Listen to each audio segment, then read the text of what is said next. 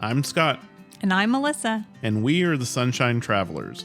Our passion is travel and sharing our experiences with those who enjoy it as much as we do, or those that want to learn more about travel, or even those that just want to live vicariously through our travel stories. No matter where you fall along that journey, get ready to hear firsthand experiences as we visit some of the most interesting and amazing places on Earth. In this episode, we have a guest traveler joining us to talk about one of our bucket list destinations of Antarctica. We'll discover how do you get there, what do you do, and what do you need to pack. Our special guest will answer those questions for us based on her firsthand experiences. So put on your parka, pack your bags, and let's get started on our journey to Antarctica. Well, today we have the pleasure of speaking with a close friend of ours about her trip to Antarctica. This is on our bucket list of places to go, and we want to learn more from someone that has actually done this trip. Please join me in welcoming to the show our dear friend, Cathy Sandlin. Hi, Scott. Yeah, so glad to see you again, Cathy. It's been quite a while. Good to see you. So Cathy and her husband, David, used to live across the street from Melissa and I. And we actually met during the pandemic, and we met by doing Zoom meetings. So it's very appropriate that now we're doing this recording over a Zoom meeting today. Yes, it is. It's kind of fun. Yeah. Well, I think one of the things that really interested us in you and David was all of your travel stories, because you guys are absolutely world travelers. We're working on the Century Club. Have you heard of the Century Club? No, please. It's spending time in 100 different countries in the world. Wow. Oh my gosh, Melissa's writing over there. She's adding more things to our bucket list. So David used to do a lot of traveling with his company. And I started out my first career as a flight attendant. And so I did a lot of traveling when we were young. I got probably a third of my 100 countries done when I was flying. And then afterwards, we've gone a lot of places. And so Antarctica came because it's the seventh continent and hadn't been to the seventh continent. And if you're going to be part of the Century Club, you have to have all 7 continents. And actually Madagascar is the 8th. So, well, there's yet another thing on my bucket list.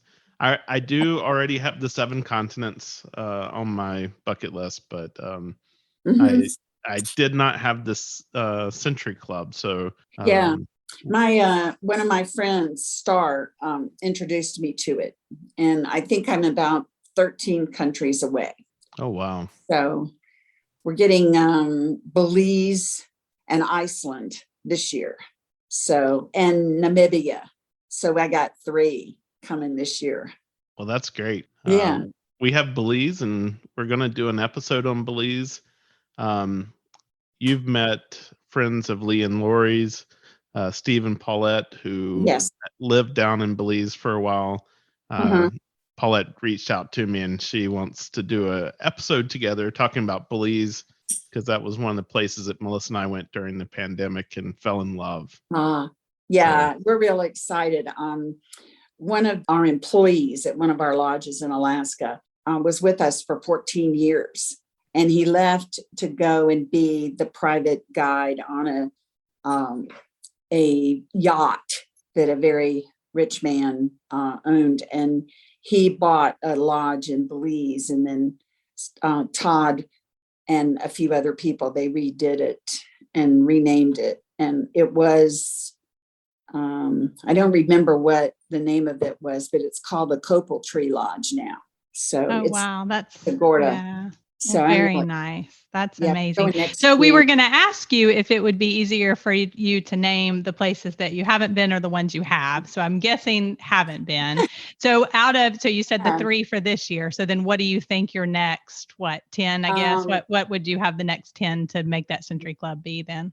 Well, we haven't been to any of the Scandinavians. David's been to Norway, but we haven't been to Finland or Sweden. We're going to do a tour that a cruising tour, a National Geographic thing that goes to all of them. It starts, I think, in Copenhagen and goes up and ends up in St. Petersburg. Well, we won't go to St. Petersburg, obviously. Yeah. Right. But yeah. So then you could check off. Yeah. Yeah. It ends somewhere else now. They stopped going to Russia. So I don't remember where it ends off. That was a place I wanted to go. I've never been to Russia. So we'll all keep our fingers crossed that one day, one day that government will fall, and I hope we'll all be able to travel back inside those borders again. So, Cathy, we reserve the right to have you back for probably future episodes then to share some other stories from your other places. And I know that we definitely need to have you on to talk about Alaska sometime, since you are a resident of Alaska and have your lodges there. And so I think you would be a great... I've been to South Africa a lot. I have been to Kruger Park. I've been to Johannesburg, places outside of Johannesburg, been to Cape Town, been to Port Elizabeth and Durban and the Seychelles and Mozambique, went to Zaire and Botswana, went to the Ofandango Delta. So South Africa, all that area. We were not lying when we said she's been around the world. Cathy has been around the world. And so, Cathy, you were going to have to help us figure out where for our first safari then, how to choose, I think. Then, I would go to Kruger. I want to go back to Kruger. I mean, if you're going to do it is, and the place to stay is called Jocks. Well, so we're working on that itinerary now. Right. And if you want to go back, maybe we should take you with us. So. I want to go back so bad. That place was amazing. And our guide, I mean, we were driving down the road at 9:00 at night, going back to the lodge, and it was dark. And he put on the brakes and he backed up about a quarter of a mile to a tree. And he put the light into the tree and he said, "Do you see that?" And we're looking and he says, "That green spot right there." And it was a chameleon. And he saw down the road. It was so cool with the rolled up tail and the whole thing. And it just looked like a bunch of green leaves. That's how. And yet he could spot it. So but he knew it. Yeah. Well, we'll also be waiting for the invitation on that river cruise that you're going to do. The river cruise. Yes, to the Scandinavian countries. Yes. Oh yeah. Yeah. Oh yeah, for sure. Sure. That would be awesome. So let's talk a little bit about Antarctica. So you mentioned you knew that you needed, so that was your 7th continent and to do the Century Club. So tell us a little bit about when you went and then why at that particular time. Why did you choose Antarctica then? Well, we went in January and it's because it's summer down there and you don't want to be there in the winter. It's brutal in the winter, the wind and everything else. And I was prepared for the passage between Ushuaia, which is in Argentina, and the peninsula of Antarctica to be a brutal crossing. Mm-hmm. And to the Drake, the Drake Passage. The Drake Passage, yeah. That is the Drake Passage. And to our surprise, we went to bed that night. Right as we were leaving Ushuaia, we left about 8:30, 9 o'clock. We were exhausted. We climbed into bed. The next morning we woke up, David got up and he threw the drapes open and the water was like a mirror. It was glass. It was so calm and there were birds flying everywhere. And we putted along to the peninsula in water like that. And and it was like the captain had been doing those crossings for 25 years. And he said he had never done a crossing like that. And then when we went back from the peninsula back to, we went toward the Cape Horn and then went over to Ushuaia and it was only about 10 feet. The water was only about 10-foot waves, 10 to 15 feet that night. We didn't roll out of the bed or anything. I mean, we had unbelievable weather. Because I was going to say the people that I've heard that's it's brutal. That's It's the brutal brutal. part. And I was So, prepared for it. I had my Ambien and I had some straps that I could strap myself in the bed. yes, because that's intense. It was, and it was That is just intense. incredible. We just had a glorious, glorious trip.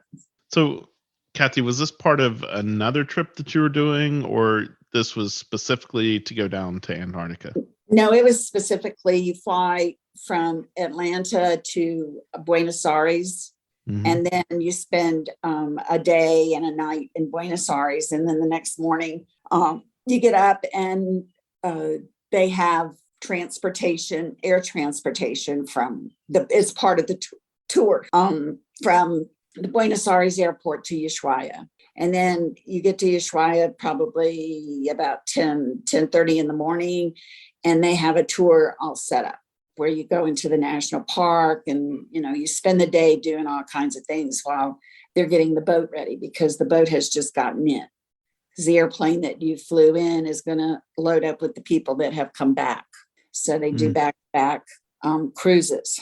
And we ate dinner on a restaurant on a boat, and then we boarded the ship around 8:00 at night and had a nightcap and went to bed. And so what tour company did you use? National Geographic. Okay. Lindblad Expeditions and National Geographic. Okay. So just so that we can find that and just link that in the show notes for yeah, I people think who are it interested. was the Okay. Explorer. No, it was the Expedition. Okay. The name of the ship was the Expedition. I think that they still call it the Expedition, but it's a new boat. It's a new icebreaker. We did this in 2017, January 6th through the 19th of 2017.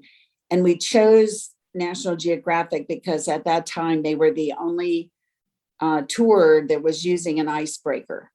And we wanted that experience of going into the ice, cutting into the ice. And there were other ships there, but they weren't icebreakers. Now there's a whole bunch of companies that go down there and they've all got icebreakers. Everybody's got a new ship. I tend to think Titanic when you talk about going through the ice, but. And it's an ice shelf. It's actually water on the bottom. So it's a flat sheet of ice that's an ice shelf, and the boat just goes into it a little ways, and then they put the gangplank down and you walk out on the ice, and it's really so cool. It's another world. And Antarctica is like being on a different world. It really is. That is awesome. So tell us a little bit about, so that was your first day, your first night. You get on the ship, you go to bed. How many days was the cruise overall? It's 9 or 10 days. 9 or 10 days. Okay. And, so tell us what a typical day then would have been like, or maybe some of the biggest highlight days for you. Every day was a highlight day. Every day was something different. There were 3 types of penguins down there. There were Gentoo penguins were the first ones that we saw. We saw leopard seals eating crabs, eating penguins. We saw emperor penguins. We saw the Gentoos. We saw Adelie penguins.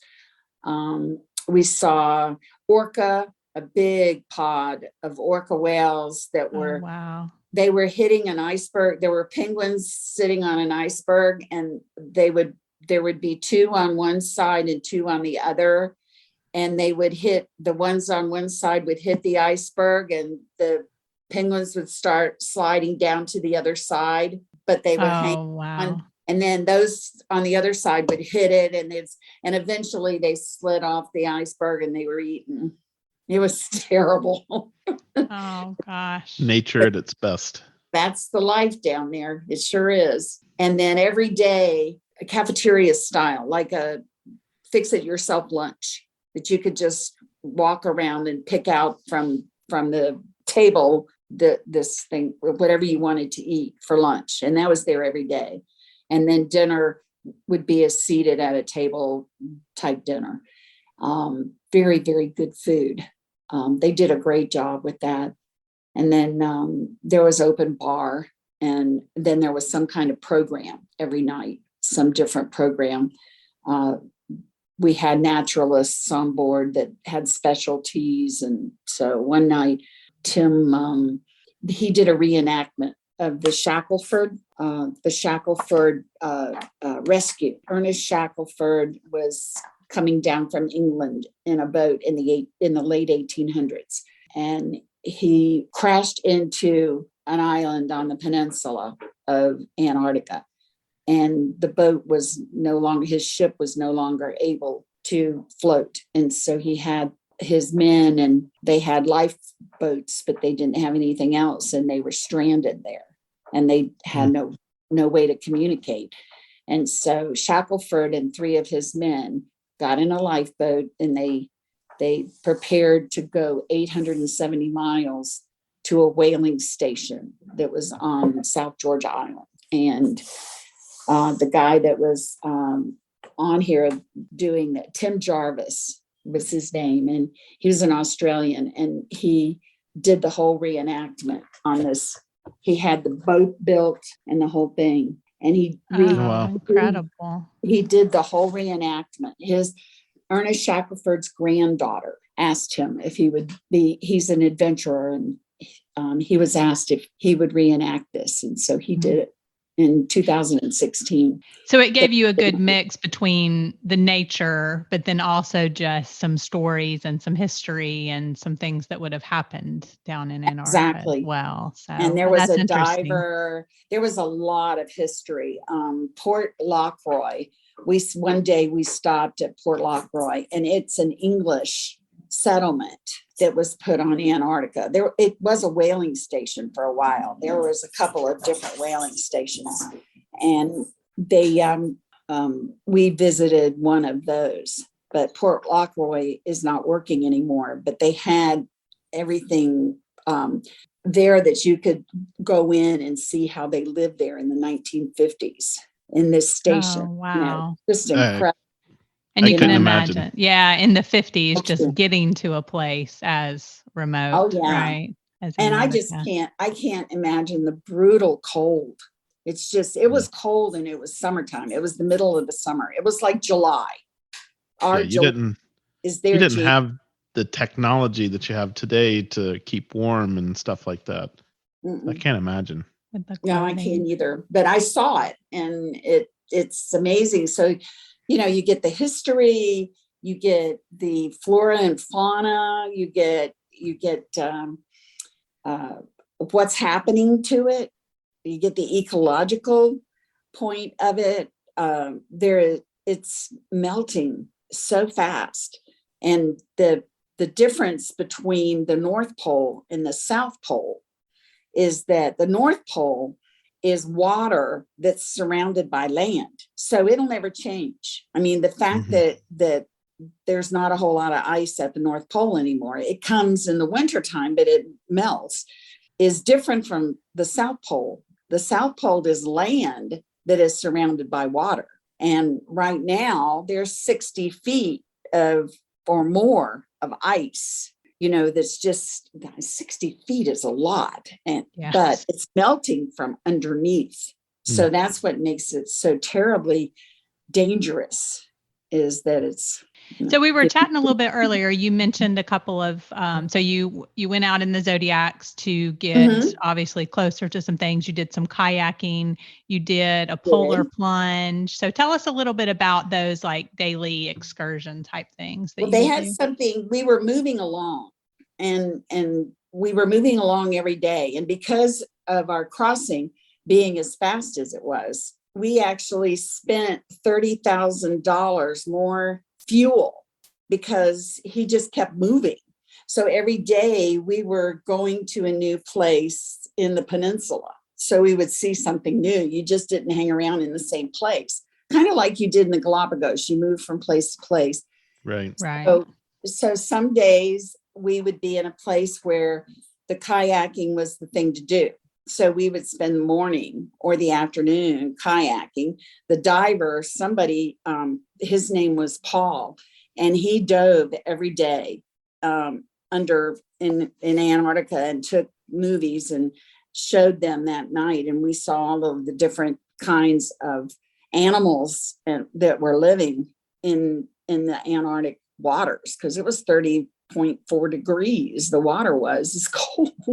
Wow. Yeah. And salt water freezes at a lower temperature. So I think it freezes at 29 degrees. So it was like icy water. But the polar plunge was the next to the last day. And so the days in between, we were just, one day we went to Port Lockroy, one day we did kayaking. 3 days we went to different rookeries for the penguins, and we saw different types of penguins in different places where they live one day. And we'd do something in the morning and then we'd do something in the afternoon, but they're moving all the time. While we're eating lunch, they're moving. And so we got a pretty good idea of what the whole peninsula will look like. So again, very similar to what we talked about for the Galapagos too, right? You're doing something and then they're moving on. And so it's a great way, Right. Obviously for Antarctica, it's the only way, but to see so much, to cover so much ground too. It's incredible. And one day because we were on an icebreaker and the hull is reinforced steel, there's lots of ice shelves all over the coastline of Antarctica. Some of the places we were actually on the land, but most of the places that we were going to, if we weren't, climbing rocks or being on the land, we were on an ice shelf. And he took the boat and he actually rammed into the ice shelf and then put the gangplank down. And we had all of our crazy warm gear on and we're out on this ice shelf and it's really cold. But we walked around and it was really cool. It was very interesting. Yeah, we're going to want to ask you more about that in just a little bit, about Sure. What do you pack for a trip to Antarctica? And Sure. and so how long would you stay out? I mean, how long can you endure that, even with all the gear on? Probably like the excursions were about 4 hours in the morning and 4 hours in the afternoon. And okay, wow, that's long then. Yeah. Yeah, I mean, it just depended on where we were, because if you were going in the Zodiac, in the Galapagos, you're going someplace and you're swimming a lot of the time. Right. You're doing hiking. And in Antarctica, it's mostly hiking. Okay. One time we did the kayaking, and the Zodiac would go from the ship to the land or to the ice shelf, and then we would, walk. So, and sometimes we would do tours out on the Zodiac as well, for various reasons, like maybe the snorkeling conditions weren't good that day, or we were in a place where we couldn't go on land, because there was a few places that people weren't allowed to go on land. So we would just go out on the Zodiac and they would take us on a tour to see things from the Zodiac. And that's pretty much what we were doing when we were seeing the penguins, because they were on land and they knew where the penguin rookeries were. One penguin rookery had north of 40,000 penguins on it. I mean, it was just all up and down the hill. We saw a lot of penguins, but not 40,000. Well, it's nesting. It's nesting season. And actually, most of the eggs had hatched. So there were just little babies, but they were at different places in their lifespan. The babies were. How awesome. Yeah, it was really very interesting.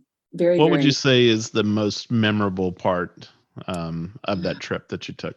Oh, my goodness.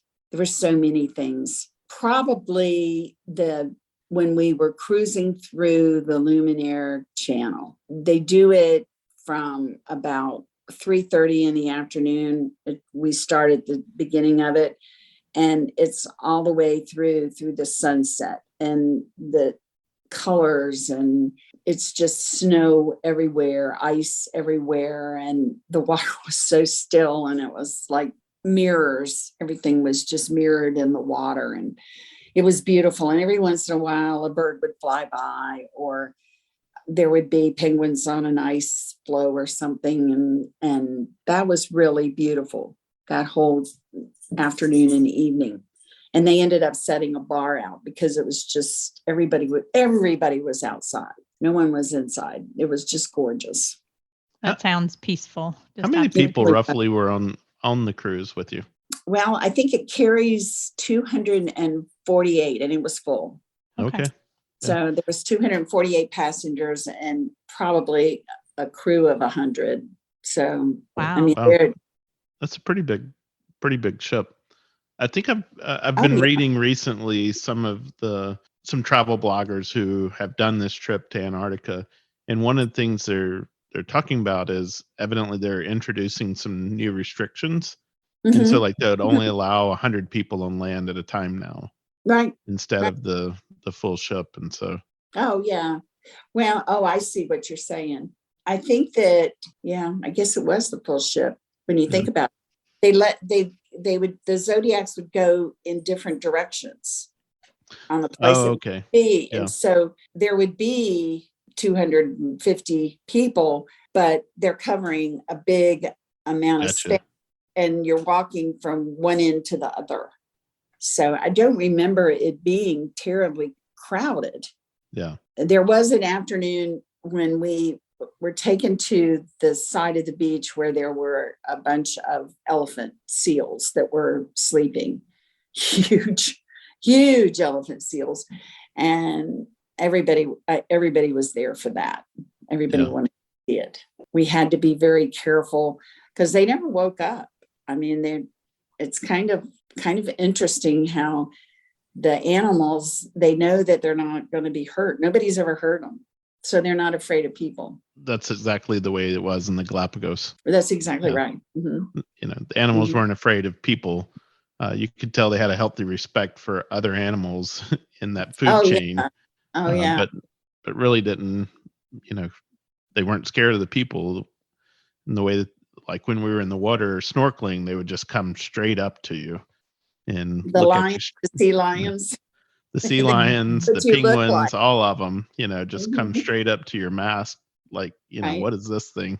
Mm-hmm. Or goofy animal in my water here. Cathy, was there anything that you just didn't expect that surprised you? Oh, the crossing. I didn't expect that crossing. That was just like an answer to prayers that I had because I get seasick. And I just knew that crossing was just going to be horrendous. And to wake up to nothing, that just amazed me. And then just the whole geography of Antarctica, just everything about it, the mountains and the ice and the snow and it's incredible. You just have to see it for yourself. It's hard to describe to somebody. It's like being on another land. It doesn't look like anything else in the world. And I've been around the world. It doesn't look like anything else. And it sounded like that surprised your passing, also surprised the captain too. So it did. Yeah. Oh, he said he'd never seen anything like it in 25 years. He was an awesome captain too. And he just decided instead of piddling around, waiting out the time, because we were, 3/4 of a day on each side early. So we just kept going. We went all the way inside of the Antarctic Circle. We got down and went actually inside of the Antarctic Circle. Yeah, because I think a lot of these excursions that you can do that just go to Antarctica, they just go to the very edge of what would be considered Antarctica, but they don't actually break in and go into that Arctic Circle. Right. And we actually went far enough. I guess it was, it's hard to know what direction it was, but you come in from South America and it's like you're going toward Australia, but there's a channel and it actually went inside because he got a map out. The captain, the last night we were there, they put a map up on the big TV and showed what our route had been. And it was a lot further in, $30,000 worth of fuel further in. Wow. And then back out again. Yeah. Yeah. And so then you obviously you said you were prepared for seasickness type stuff. So you obviously Oh, would recommend to people to have all their seasickness. yeah. I had been told by someone to just take an Ambien and go to bed and just sleep, go to bed while it was still calm. And then, wake up when you wake up. And if you wake up before you get there, take a half of one or whatever. I only need to take a little bit of one anyway. And I sleep for 10 hours. So, because we met some good friends. We met some people from Los Angeles on that cruise that we just ended up bumming around with. And they've become very good friends of ours. And we travel together now. She gets seasick too. She has to ride in the front seat of a car. She gets it that bad. Wow. Yeah. Well, I'm really excited. I've ordered a relief band. It's supposed to I help hope with it motion works. sickness.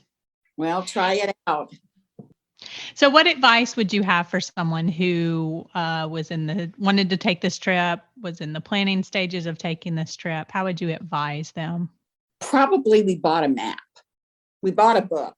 There's not really a travel guide because there's not really a way, unless you're an adventurer there, and you've gotten permission. You can't really go inside, like to the South Pole, unless you have permission to do that, or unless you take an airplane or a helicopter or something. So if you're taking a ship, I would just get with them, and they have packing lists and things like that.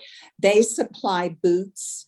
You can rent boots, you can rent pants. They give you a parka that has a liner in it, and it is warm. It's very warm, and you get to keep that. I think that they're blue now. Mine's orange.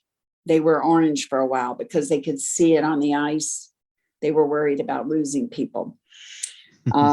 The food is good. If you have food restrictions, you just tell them, that there's food restrictions, and they're real good about that. And the beds are comfortable. There's not a whole lot of advice. You just have to be prepared for the movement of the ship, the movement, walking, hiking. They have poles, they have walking poles you can use.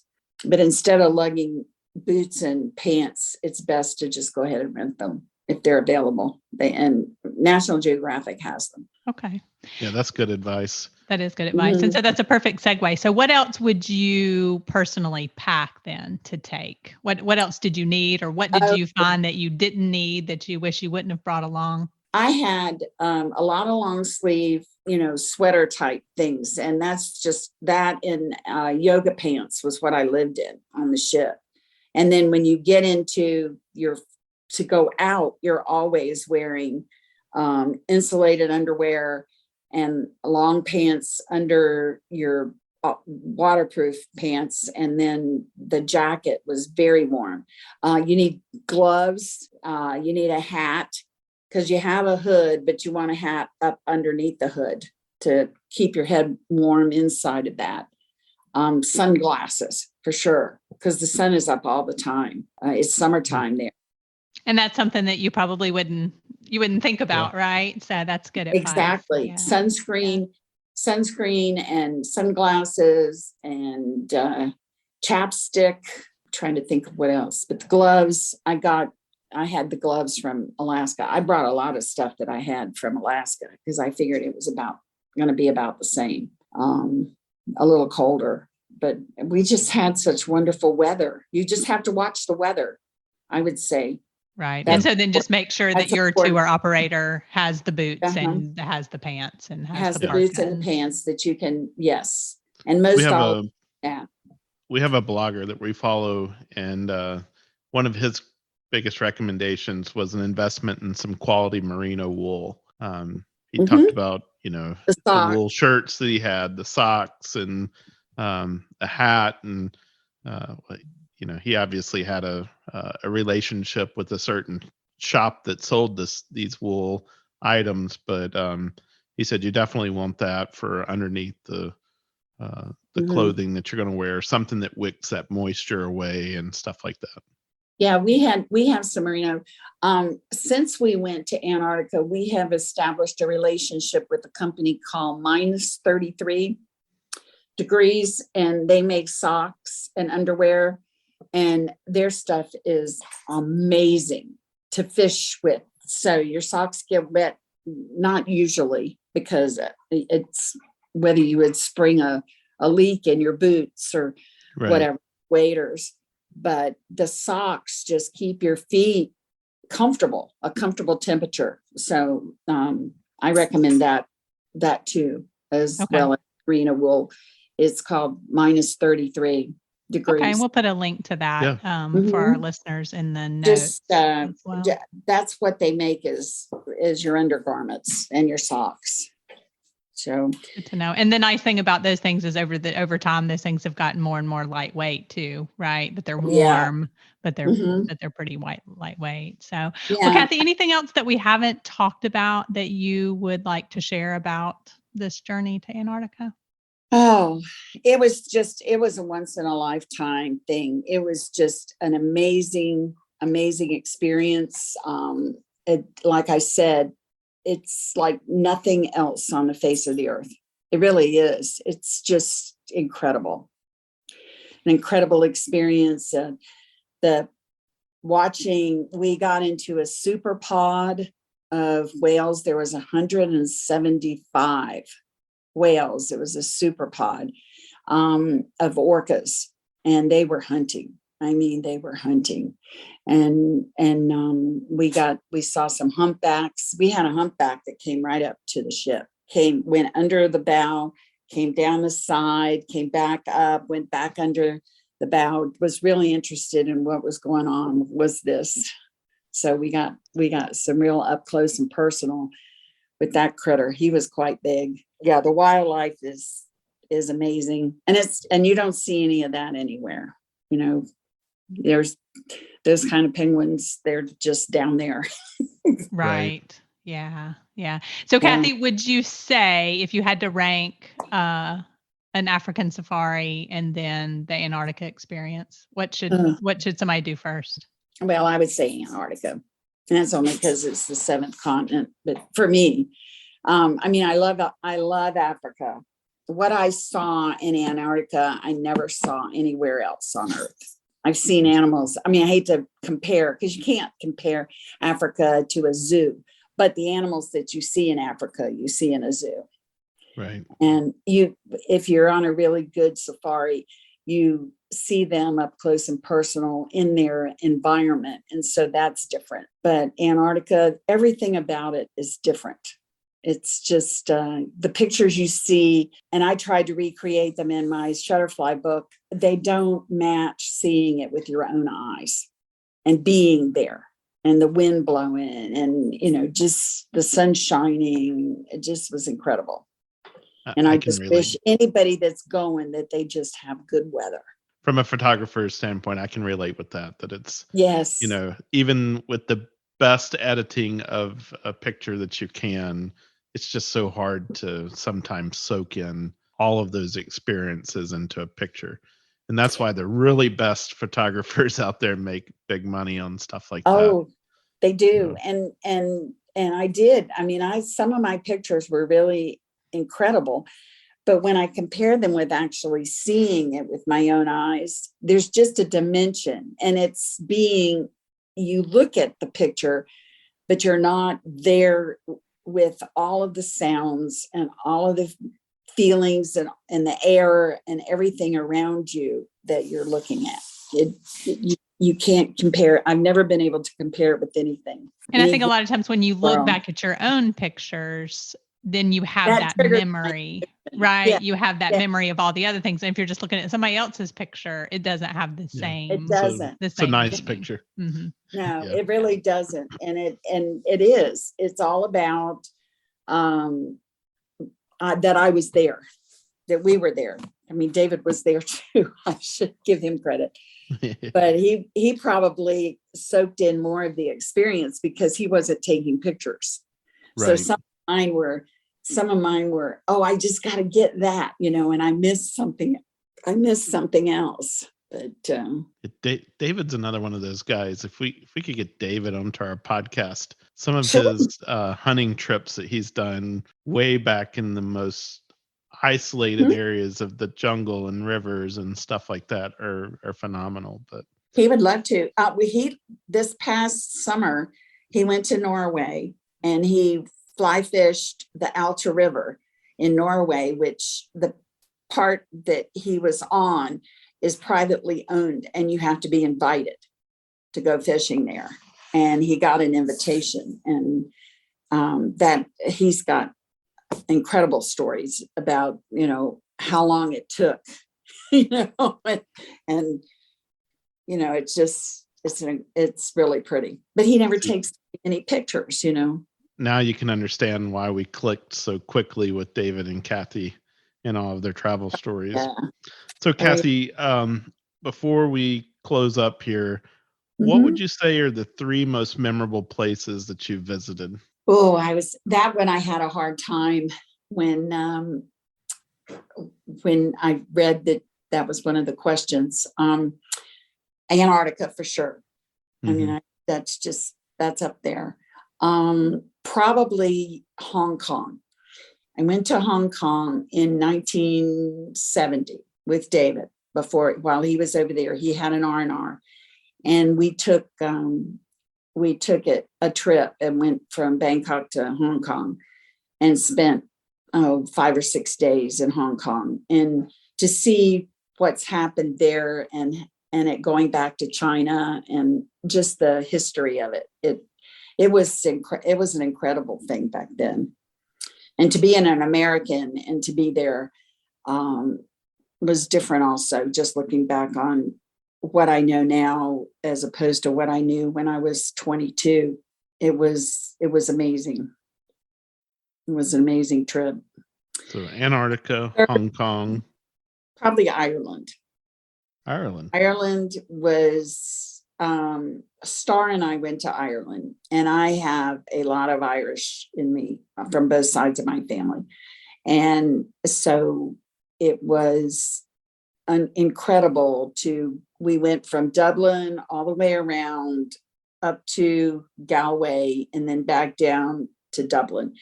And we went in and out, in and out, in and out, in and out. And the Cliffs of Moher, Cork, just everything about Ireland was just amazing.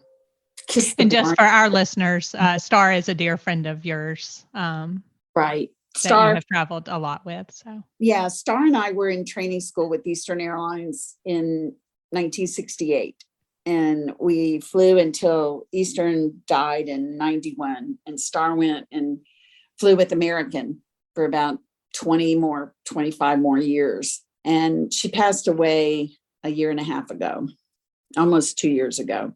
And I've missed her terribly because she was my traveling buddy. Just before COVID, we had a trip where we were going to go to Egypt. And that's still on my bucket list. I'm going to Egypt. I just have to find somebody to go with me. Hey, have you ever heard of the Sunshine Travelers? You bet. You bet. Want to go to Egypt? We will go to Egypt with you. I had the best trip planned. Oh, I couldn't believe it. And I don't think they offer it anymore. I have to check and see. Yeah. So it sounds like, so it sounds like that's definitely on your bucket list. And a lot of types of travel that you could do, they do change over time. Which that was going to be our next question is, what's still left on your bucket list? So Cairo being one of them. Pardon me? Cairo? What's still left on your bucket list? Well, it's a tour. It's the Nile tour. It starts you fly into Cairo and you go to Giza and you spend 1 or 2 days in Giza and you see all the Sphinx and the pyramids that are in Giza. And then you go down to Luxor and you fly from Cairo to Luxor. And then you get on a boat in Luxor and go down the Nile and get out in Aswan. And so you visit all of the different tombs, etc., and pyramids that are between Luxor and Aswan. And then you fly back to Cairo, and then you spend a whole day in the Cairo Museum. And that's the way I want to do it, because I want to have been where I'm going before I go see the antiquities that came from there. I don't want to see the antiquities and then try to, oh, now what did that look like? See, Melissa, we did Greece correctly. Right. We got to see all the antiquities of Greece at the British museums before going to Greece. So we did it right. No. You go to the place first, and then you see the We antiquities. did it after. backwards. But as long as you remember what they are. See, I know there's so many. There's Tutankhamun, and there's the what's the woman's Nefertiti, and I can't remember all of the different. I'm old now. All the different ones. But you have to know. You have to take those notes when you're at the place and seeing what it looks like. And then you go see what they got out of it. So you have that visual. Oh yeah, that's awesome. We're That's definitely incredible. Yeah, that's you something have that we're learning. Yeah. Yeah. We're learning to take those notes while we're there and in the moment, and so that way when we go back, we can, really reconstruct this story. So. Yeah, and if you've done that, if you did that in England, you got the things that you saw in Greece. Then when you go back to Greece, you can see them. Yeah. It's the same way if you go to Italy. You need to know what's going on, where you are, what happened, all that kind of thing. The world is such a huge place, but it's still so small. It's crazy. Well, Cathy, thank you so much for joining us on this episode and sharing your experience from Antarctica. We do hope that you'll come back and tell us some of your other stories on future episodes. I would love to. I hope that just so much experience. So, Melissa, I don't know about you, but I went ahead and started packing for our trip to Antarctica. I'm not sure I'll be able to get away with a backpack for this trip, though. No, I don't think so either. But I think we have a really hard decision to make, and that is, do we go to Antarctica first, or do we do the African safari first? Well, you guys will have to follow along and see what we decide. What an amazing trip Cathy described for us in this episode about Antarctica. I would definitely classify this as an adventure trip. If you've done this trip before, reach out and let us know what you loved and even what you might do different the next time. Our research on Antarctica has shown that rarely are two trips exactly the same, even if you're going with the same provider. Most of all, we love hearing from you and are inspired by your stories. We hope you enjoyed this episode and will find some inspiration for your next bucket list trip. Most importantly, follow our podcast, leave us a review, and share it with your friends to help them catch the travel bug. You never know, they may become your greatest travel companions.